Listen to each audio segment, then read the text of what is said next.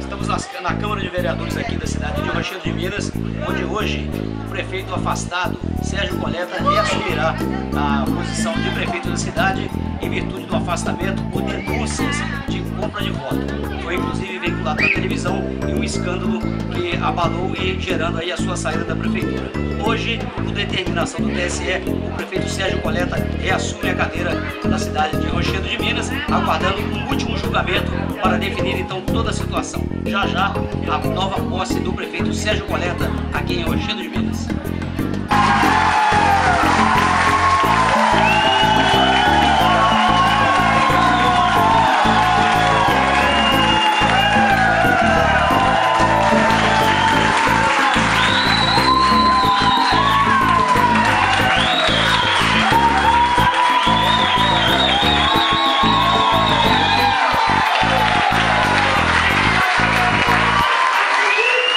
Parceiro de partido, meu amigo, que assumiu os comandos do Executivo nesses 20 dias, e também sobre executá-lo.